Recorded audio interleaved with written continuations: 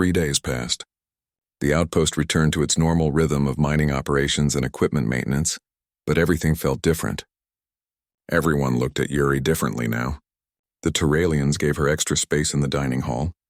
The Venturi engineers asked her questions about human physiology. Even the normally reserved Krell workers nodded respectfully when she passed. Nari recovered quickly under Tay's care. Her body temperature stabilized. The dark coloring faded from her skin. She ate well, slept deeply, and slowly regained her strength. Pip never left her side, though he would sometimes look toward the door, as if waiting for Yuri to visit. On the third day, Nari was cleared to leave the medical center.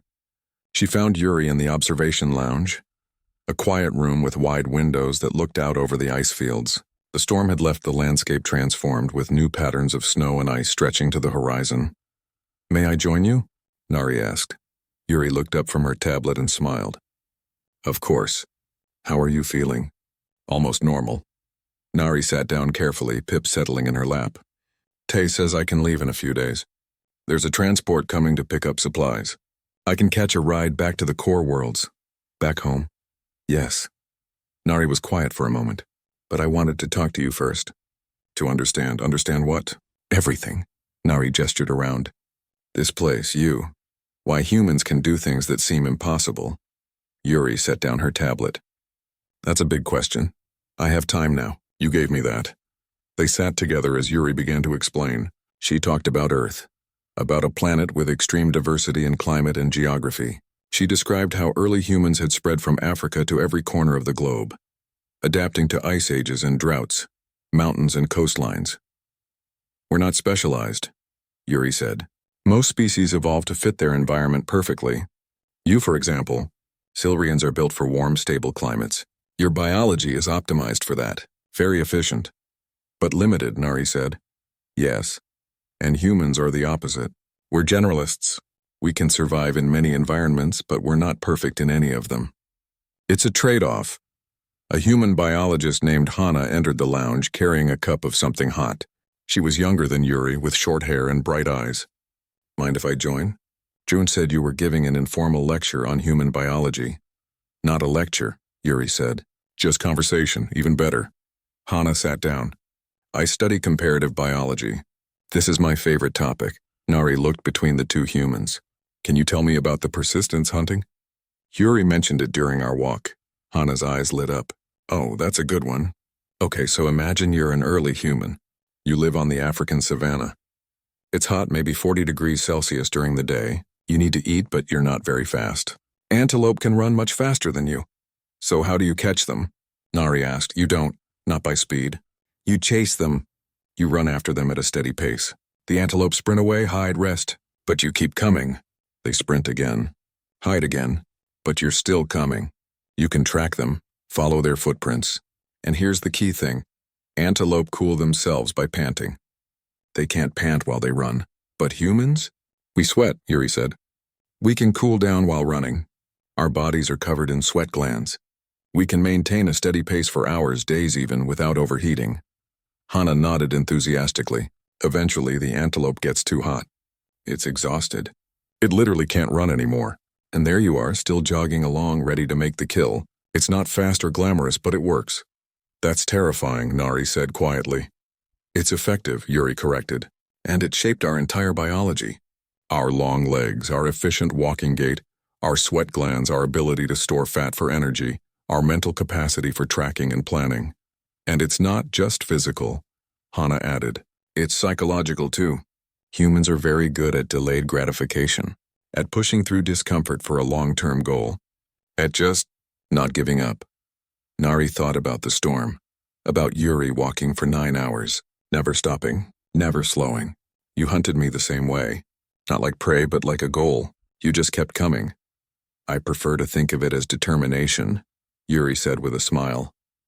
More beings began to gather in the lounge. Minu arrived with several other Terralians. Soman brought her Venturi colleagues. Soon there was a small crowd, all listening as the conversation continued. "Can you explain the temperature thing?" asked a Terralian named Bora. "How you survive that cold?" Hana pulled up a diagram on her tablet, projecting it on the wall.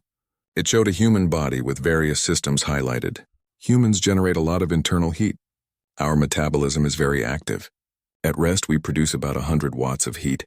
When exercising hard like Yuri was, we can produce 1,000 watts or more. That's like a heating unit, Soman said, amazed. Exactly, and our bodies are very good at retaining that heat when needed, or releasing it when we're too warm. We have multiple systems working together. Our circulatory system, our metabolism, our fat layers, our behavior. It's all integrated. But the energy cost, Minho said. Yuri burned 25,000 calories. That's enormous. It is, Yuri agreed. And it's not sustainable long term. I ate constantly for 2 days after the rescue.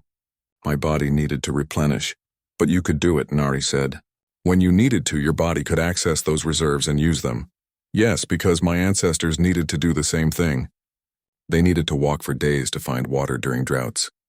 They needed to carry children and supplies over long distances. They needed to survive cold nights and hot days. The ones who could do that survived and had children. The ones who couldn't, didn't. A young Terralian student raised his hand.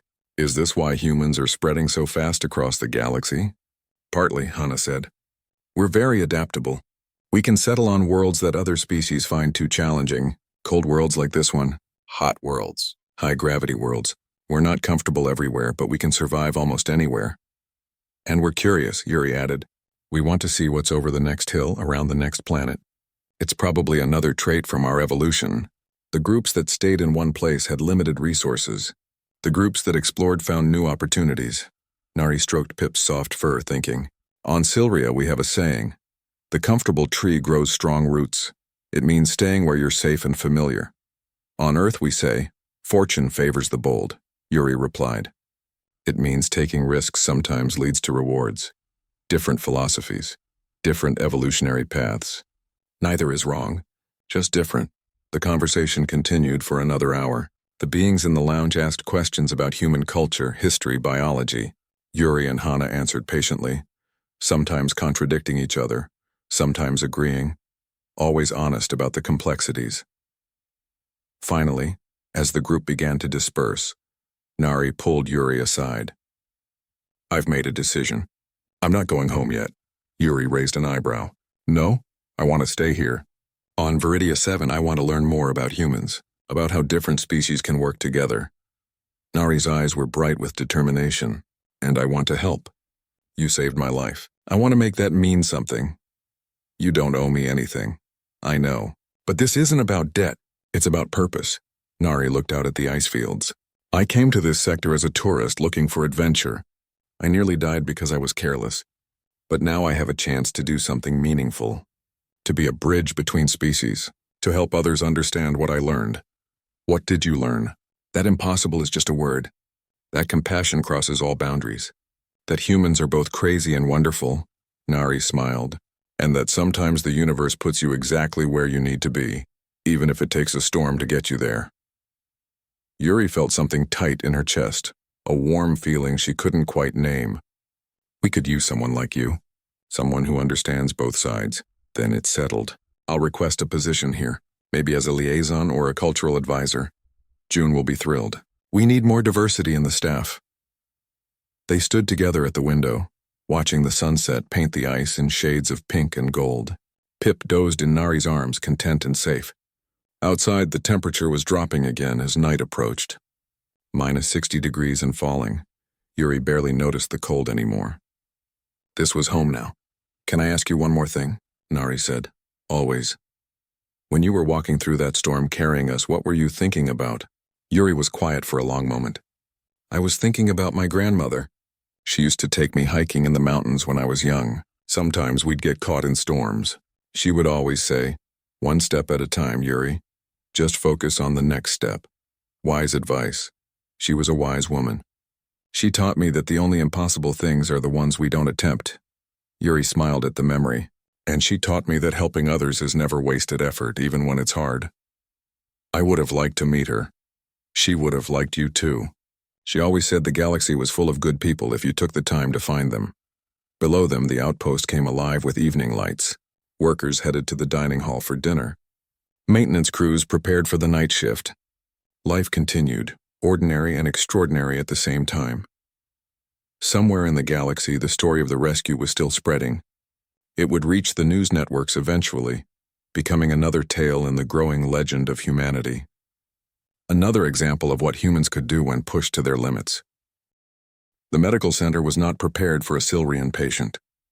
The equipment was designed for Terralians and humans, with some basic protocols for Venturi and a few other common species.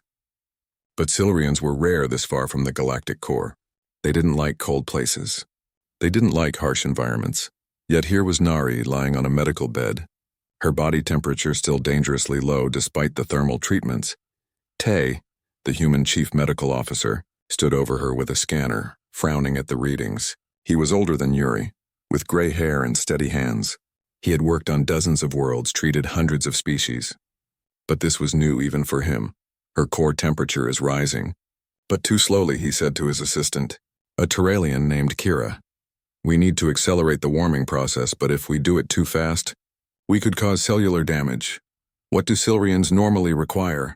Kira asked, checking the medical database on her tablet. Ambient temperature around 30 degrees Celsius. High humidity. Specific mineral supplements in their water. Tay shook his head. We don't have any of that here. This facility is designed for cold weather species. Yuri appeared in the doorway.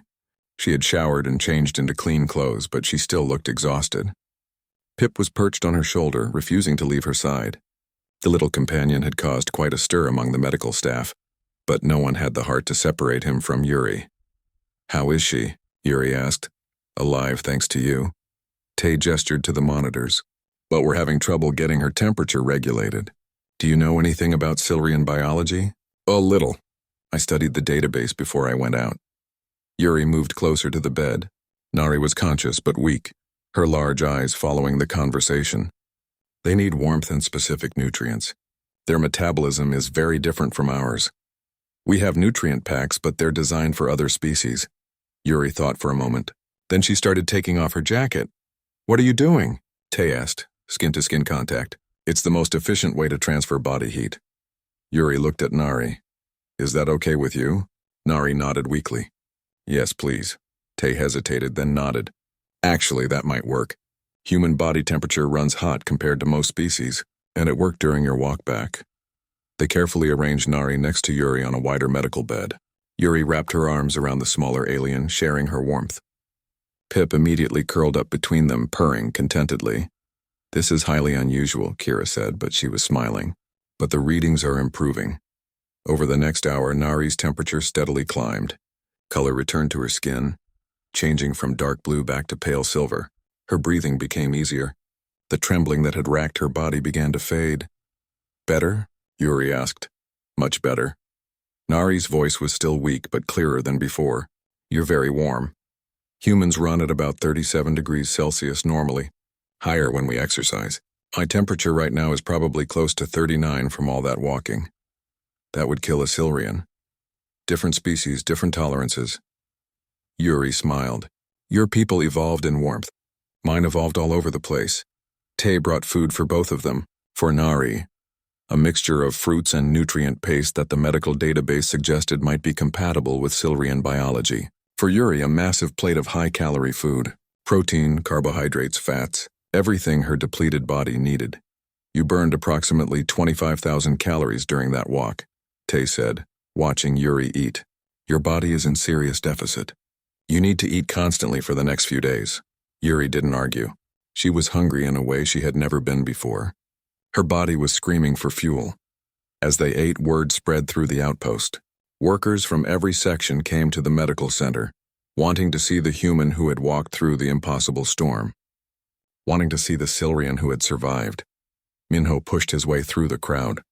The Terralian supervisor's scales were bright with emotion. I thought you were dead. We all thought you were dead. Sorry to disappoint, Yuri said with a grin. Disappoint? Minho's crest flared. You're a legend now. Everyone is talking about this. The whole outpost is sending messages to the main colony. By tomorrow, the whole sector will know. Know what? That a human walked 90 kilometers through a Category 5 storm. That she carried 2 lives and brought them home safe. Minho looked at Nari. And that a Silurian survived 6 hours in minus 80 degrees. I didn't survive, Nari said quietly. I was dying. Yuri saved me. You survived because you held on, Yuri corrected. You kept Pip warm with your body. You stayed conscious enough to talk to me. You fought. A Venturi engineer named Soman approached, her forearms holding various scanning devices. May I take some readings? For the record? This is unprecedented. The biology alone is fascinating. Tay nodded. Brief readings only. They both need rest. Soman worked quickly, her scanners humming. She kept shaking her head, her antenna twitching with amazement. The human's muscle efficiency is remarkable.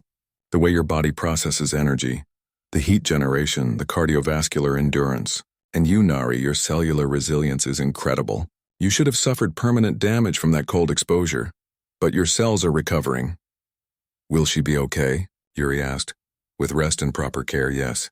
A few days of warm temperatures, good food, and she should be fully recovered. Soman looked between them. You're both extraordinary. As the crowd began to disperse, June entered with a serious expression. Yuri, we need to talk. In private. Yuri carefully extracted herself from Nari, making sure the Silrian was wrapped in heated blankets. Pip stayed with Nari this time, seeming to understand that his bond with Yuri didn't mean abandoning his original companion. In June's office, the operations manager closed the door and sat down heavily. The company is very interested in what happened today. I figured they would be. They want to know how you did it. They want medical reports, performance data, everything. June leaned forward. Yuri, do you understand what this means? You proved that humans can operate in conditions we thought were lethal. That changes everything. It was just a rescue mission. No, it was a demonstration of human capability. June pulled up a document on his screen. The company is proposing a new division. Extreme response teams. They want humans stationed at every outpost in harsh environments, specifically for rescue operations. Yuri thought about that. And they want me to lead it? They want you to train it. To develop protocols. To show other humans what's possible. June smiled. With a substantial promotion and pay increase, of course. What if I say no? Then you go back to being a mineral surveyor. But Yuri, this could save lives. How many beings are out there right now in situations like Nari's dying because no one can reach them? Yuri looked out the window. The storm was finally dying down, the white fury fading to gentle snow. She thought about Nari, about Pip, about the moment when she decided to walk into that storm. I'll do it, she said, but on one condition. Name it. We train people properly. No one goes out there unprepared. No one takes risks they can't handle.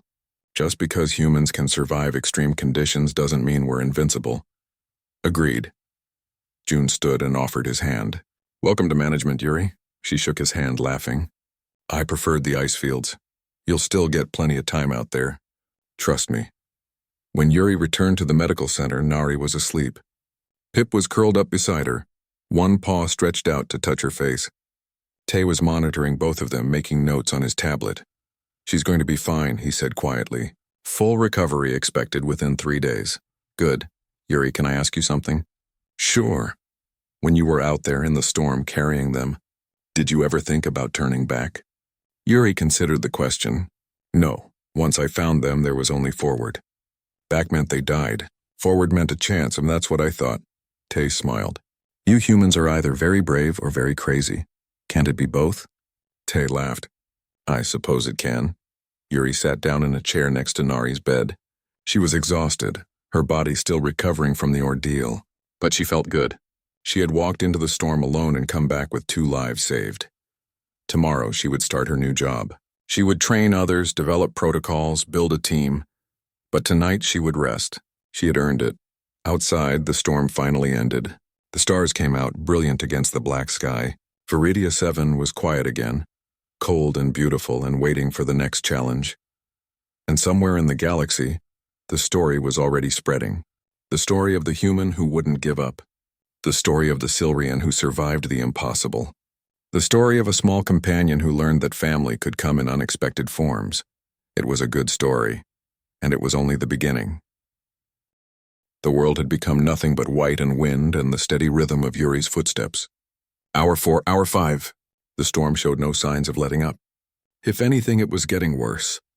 The temperature had dropped to minus 82 degrees Celsius. Wind speeds were over 220 kilometers per hour. In Yuri's arms, Nari had stopped asking questions.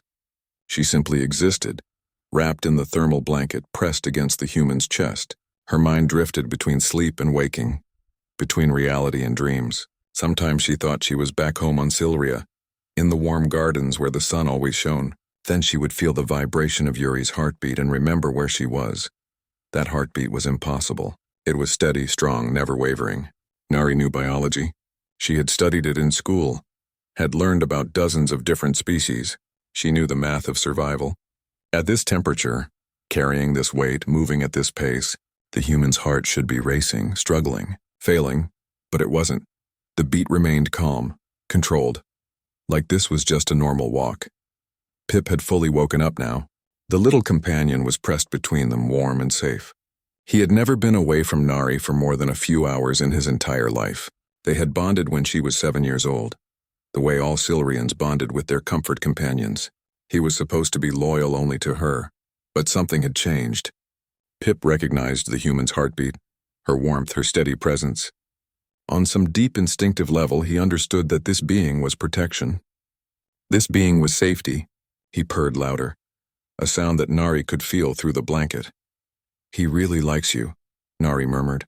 Her voice was stronger now. The rising temperature was helping her think more clearly. "He's a good boy," Yuri replied. Her breathing was deeper now, but still controlled. Very soft. "What does he eat?" "Fruits, vegetables, sweet things." Nari paused. "Do you have companions on Earth? Like Pip?" "We have many animals that live with us. Dogs, cats, birds. We domesticated them thousands of years ago. They became our friends." "Domesticated?" Nari tested the word. "That means you changed them?" "Over time, yes. Through selective breeding, we chose the ones that were friendly, that liked being around humans. Their children inherited that friendliness. After many generations, they became different from their wild ancestors. That's..." Nari tried to find the right word. "That's a very long-term strategy." Yuri laughed. It was a warm sound even through the helmet speaker. "Humans are good at long-term strategies. We're patient. We can wait for things, but also impatient," Nari said. "You ran into a Category 5 storm to save a stranger. That's not patient." "True. We're complicated." Another step. Another. The snow was getting deeper. Yuri had to push harder to move forward. "We can wait decades for a goal. But we can't stand by when someone needs help right now." Nari thought about that. Her people were peaceful, thoughtful. They planned carefully. They avoided risks. If a Silurian had received the distress beacon, they would have discussed it, formed a committee, debated the best approach. By the time they decided what to do, she and Pip would have been dead. This human had just acted, immediately, without hesitation. "Your species is strange," Nari said. "You're not the first to tell me that." Hour 6. Yuri stopped briefly to eat again. She consumed 4 food bars this time. Thick rectangles that looked incredibly dense. She ate them mechanically, efficiently, barely tasting them. Fuel for the machine of her body. "Can I ask you something?" Nari said. "Of course, and how much? How much does this hurt?" Yuri was quiet for a moment. When she spoke, her voice was honest. "My legs are burning. My shoulders ache from carrying you. My core temperature is elevated from the effort. I'm sweating inside this suit. My calorie burn rate is extreme." She adjusted Nari slightly, getting a better grip. "But it's manageable. Pain is just information. It tells me my body is working hard, but it's not telling me to stop. Most species would have stopped hours ago. Most species aren't human." They started moving again. The outpost beacon was getting closer. Yuri could see it on her display, a bright point in the darkness. 15 kilometers, then 12, then 10. Nari felt something changing inside her. The cold had damaged her body, but the warmth was bringing her back. Her thoughts were clearer now. Her fingers and toes tingled with returning circulation. The darkness at the edges of her vision was receding. She was going to survive. They were both going to survive. "Yuri," she said, "when we get back, will you tell me about Earth? What do you want to know?" "Everything. What it's like. What made humans this way?" Yuri smiled behind her helmet. "Earth is a complicated place, beautiful and terrible. We have ice caps and deserts, oceans and mountains. The temperature can swing 60 degrees in a single day in some places. We have storms, earthquakes, volcanoes. Our planet tried very hard to kill us for millions of years. But you survived. We did more than survive. We adapted. We spread to every corner of the planet. We learned to live in places that should have been impossible. The Arctic, where it's dark for months. The Sahara, where there's almost no water. The Himalayas, where the air is thin. We went everywhere. That sounds exhausting. It made us what we are, persistent, adaptable, stubborn. Yuri chuckled. My grandmother used to say that humans are like weeds. We grow anywhere, Pip chirped, a small happy sound. He was fully alert now, looking around with bright eyes. His small paws kneaded against Yuri's suit, the way comfort companions did when they felt safe and content. He's never done that with anyone but me, Nari said quietly. Ever. Maybe he knows I'm carrying his favorite person. No. Nari shook her head slightly. It's more than that. He recognizes you as family now, as a protector. His instincts are telling him you're safe. I'm honored. 5 kilometers. The storm was still raging, but Yuri could see lights in the distance now. The outpost, warm buildings, medical facilities, safety. Her body was screaming at her. 9 hours of walking through hurricane-force winds, 9 hours of carrying 50 kilograms, 9 hours of fighting against cold that would kill most species in minutes. Her muscles were depleted. Her energy reserves were nearly empty. Her suit's systems were working overtime to keep her alive. But she was close. So close. Nari, can you see the lights? Nari lifted her head slightly. Through the snow, she could see them too. Small points of brightness in the white chaos. Yes, I can. We made it. We're almost there. Tears froze on Nari's face again, but this time Yuri could hear her crying. Relief, joy, disbelief, all mixed together. I thought I was going to die, Nari whispered. I held Pip and I said goodbye to him. I was ready. I know. You weren't ready to let that happen. No, I wasn't. Why? You don't even know me, Yuri kept walking. The lights were getting bigger. She could make out shapes now, buildings, the main gate. Because every life matters, yours, Pip's, everyone's, that's what my mother taught me. That's what I believed. The gate was opening.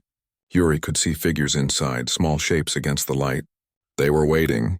They had been tracking her journey, watching her progress on their scanners.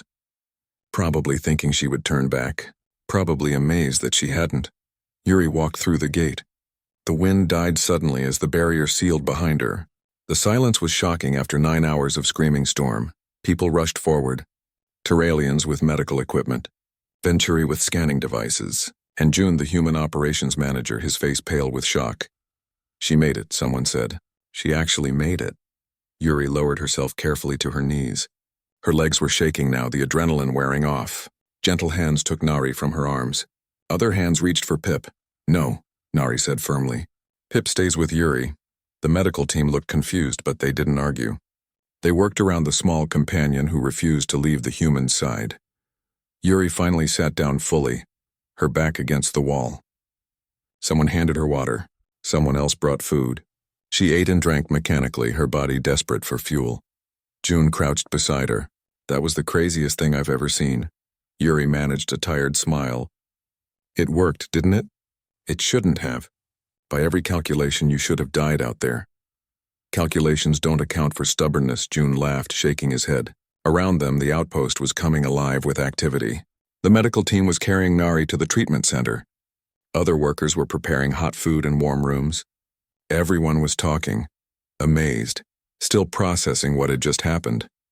And Yuri sat there, exhausted but alive, with Pip curled up in her lap, purring like a small engine. She had done it. Against all odds, against all logic, she had done it, because that's what humans did. Yuri dropped to her knees beside the hollow in the ice. Through the swirling snow, she could see someone huddled in the shallow space. Small, delicate, wrapped around something even smaller. Hey, Yuri called out over the wind. Can you hear me? The figure didn't move at first. Then slowly a face turned toward her. Large eyes, dark and wide with fear. Skin that looked soft, almost like velvet, in shades of pale blue and silver. The being stared at Yuri like she was seeing a ghost. Yuri recognized the species. Silurian. She had met a few at the trading stations. They came from warm worlds, tropical places with gentle weather. What was a Silurian doing all the way out here? I'm here to help, Yuri said. She kept her voice calm and steady. My name is Yuri. I got your distress beacon. The Silurian's mouth moved, but no sound came out. Her lips were turning dark, almost black. That was bad. Yuri had read about Silurian biology in the database. When they got too cold, their blood stopped flowing properly. The dark color meant she was already in the danger zone. Yuri moved closer. Now she could see what the Silurian was holding. A small creature about the size of a cat with soft fur and 4 legs.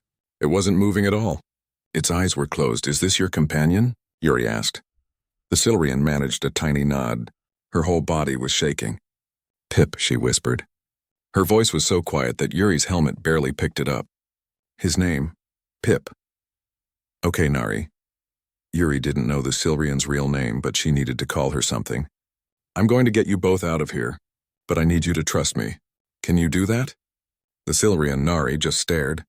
Her eyes were unfocused. She was slipping away, losing consciousness. Yuri had to act fast. She pulled out her emergency thermal blanket. It was designed for human use, which meant it could handle much more extreme temperatures than what other species needed. Yuri wrapped it around Nari and the small creature called Pip. The material crinkled as she worked, fighting against the wind. "Listen to me," Yuri said, speaking directly into Nari's face. "You've been out here a long time, maybe 6 hours judging by your condition. Your body temperature is way too low. Pip's too. If I leave you here and try to get help, you'll both die before I get back." Nari's eyes showed understanding, even through the fog of hypothermia. "So we're going to walk," Yuri continued. "Together. Back to the outpost. It's about 40 kilometers. I'm going to carry you both." Now Nari's eyes showed something else. Disbelief. Maybe she thought the cold was making her hallucinate. No being could walk 40 kilometers through a Category 5 storm while carrying 2 others. It was impossible. Yuri had heard that word a lot in her life. Impossible. She had learned to ignore it. She adjusted her pack, making room. Then carefully she lifted Nari. The Silurian weighed almost nothing, maybe 30 kilograms. Pip added another 10. With the blanket and her pack, Yuri was carrying about 50 kilograms total. Heavy but manageable. "Hold on to Pip," Yuri instructed. "Keep him close to your chest. Your body heat will help him, and my suit will help you both." She positioned Nari in her arms, making sure the thermal blanket covered every part of her. Then Yuri opened her suit's front panel slightly and tucked the bundle close to her body.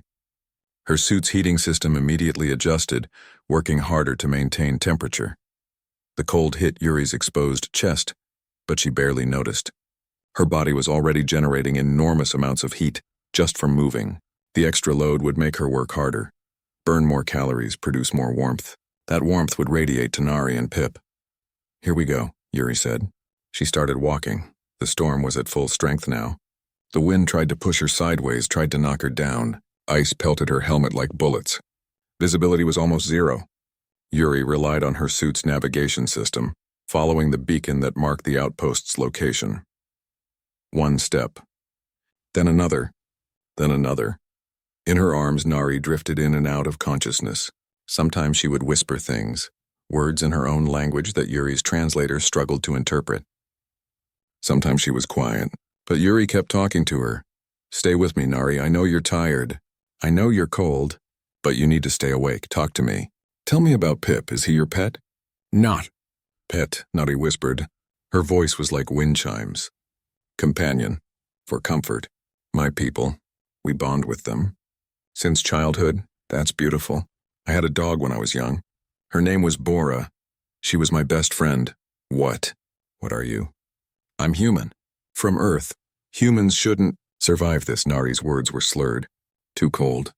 The math doesn't work." Yuri smiled, though Nari couldn't see it through her helmet. "Humans are good at breaking math. We evolved on a world with crazy weather. Hot deserts. Frozen tundra. Wet jungles.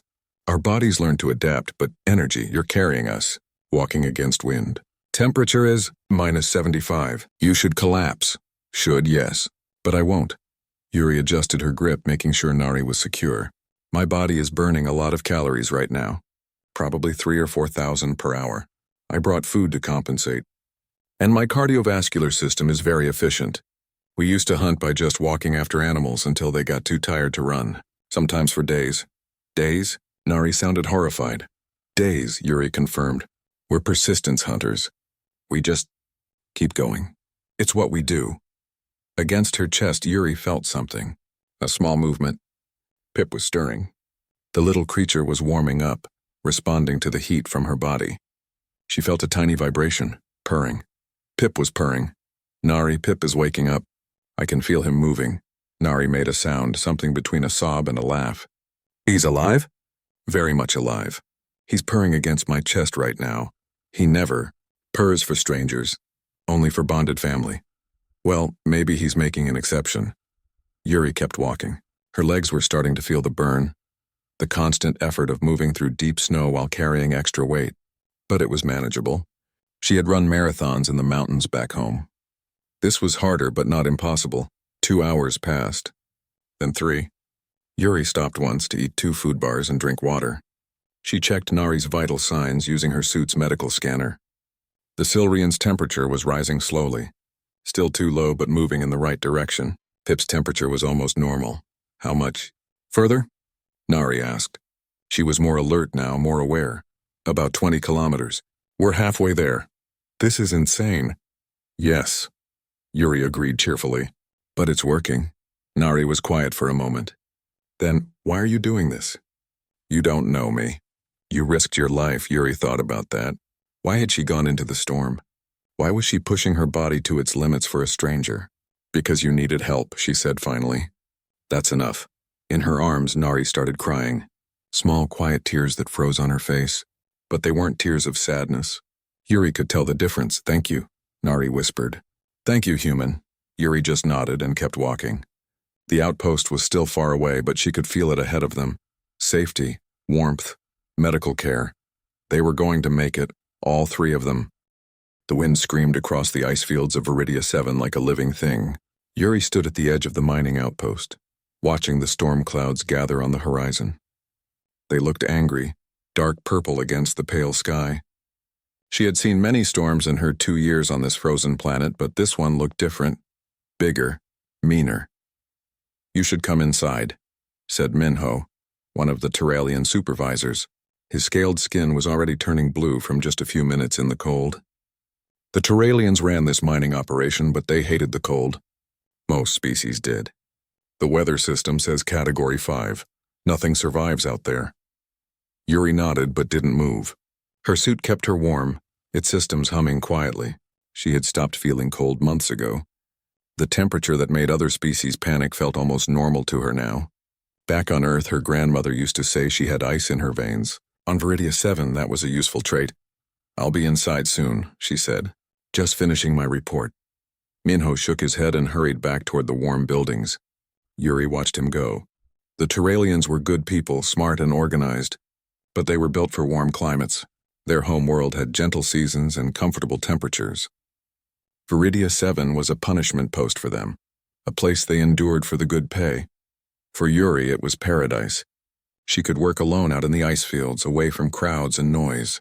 She could think. She could breathe. Her scanner beeped. Yuri looked down at the display, expecting another mineral reading. Instead, she saw something else. A distress beacon, faint, already half buried by interference from the incoming storm. She tapped the screen, trying to get a better reading. The beacon was 40 kilometers outside the normal work zone. That was far, especially with the storm coming. Yuri checked the signal details. It was a standard emergency beacon, the kind used in small transport ships. Someone was in trouble. She walked quickly to the operations center. The building was warm inside, almost too warm for her.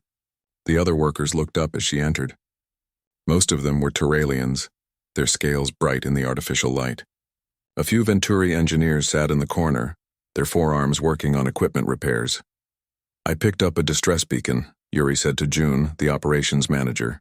He was human like her, though he preferred to stay inside where it was comfortable. 40 kilometers northeast. Looks like a crashed transport. June pulled up the data on his screen. His face went tight. That's outside our sector. And the storm hits in 3 hours. Someone's out there. I know. June rubbed his face. But look at the storm data. Category 5 means winds over 200 kilometers per hour. Temperature will drop to minus 80 Celsius. Maybe colder. He looked at her with tired eyes. We can't send a rescue team. The Terralians can't survive more than 10 minutes in those conditions, even with suits. The Venturi would freeze solid in 5. What about a vehicle? The storm will tear it apart. You know how these systems work. The ice crystals get into everything, jam the engines, crack the windows. June shook his head. I'm sorry, Yuri, whoever is out there. We can't reach them. Yuri looked at the screen. The beacon was still transmitting. That meant someone was still alive, still hoping for rescue. She thought about being out there alone in the dark, watching the storm come closer, knowing no one was coming. I can reach them, she said quietly. June stared at her. On foot, Yuri, that's suicide. Not for me, she met his eyes. You know, I've worked in worse conditions. Last month I spent 12 hours in a blizzard fixing the eastern sensors. I was fine. That was different. This is Category 5. I have 3 hours before it hits. I can cover a lot of ground in 3 hours. June stood up, his chair scraping against the floor. Absolutely not. I can't authorize this. If you die out there, the company will shut down this whole operation. Then I'm not asking for authorization. Yuri turned toward the door. I'm taking personal time. What I do on my personal time is my business. Yuri, wait, but she was already leaving. She went to her quarters and grabbed her emergency pack. Extra thermal batteries for her suit, high-calorie food bars, water tablets, a medical kit, a backup beacon, everything she might need. The other workers watched as she walked toward the main gate. Minho tried to stop her. This is crazy, he said. His scales were pale with worry. Humans are tough, but you're not immortal. That storm will kill anything. Then I better hurry, Yuri said. She checked her suit one more time. All systems green. Her internal temperature reading was normal. Her oxygen supply was full. The gate opened. The wind hit her immediately, but her suit held firm. Yuri started walking northeast, following the beacon signal on her display. The ice crunched under her boots. Above her, the sky was getting darker. Behind her, the outpost grew smaller. She knew they were probably watching her on their scanners, shaking their heads. Thinking she was insane. Maybe she was. But she had grown up in the mountains of northern Korea, where winter meant something. Where her family had survived for generations by being tougher than the cold. The beacon signal grew stronger. She was getting closer. The storm was coming too. She could see it now. A massive wall of white and purple moving across the ice. It looked like the end of the world. Yuri checked her suit temperature again. Still fine. Her heart rate was steady. Her breathing was calm. She'd been walking for an hour when the wind picked up. The storm was early, moving faster than predicted. Snow began to fall thick and heavy. Visibility dropped to almost nothing. Yuri switched on her helmet lights and kept walking. The cold didn't bother her. The wind didn't slow her down. She had a rhythm now, a steady pace she could maintain for hours. Her body was burning calories, generating heat, keeping her core temperature stable. This was what humans did. They walked. They endured. They kept going when everything else stopped. 2 hours in, the beacon signal was very close. Yuri could barely see 5 meters ahead through the blowing snow. The storm was at full strength now, howling like a beast. Ice crystals peppered her helmet. The temperature display showed -70 and dropping. She should be dead. Most species would be. But Yuri's suit was designed for human tolerance, and humans could tolerate a lot. Then she saw it. A dark shape in the snow. The crashed transport half buried already. And near it, in a small hollow in the ice, something was moving. Yuri ran forward. Someone was there. Someone was still alive. She had made it in time. The real work was just beginning.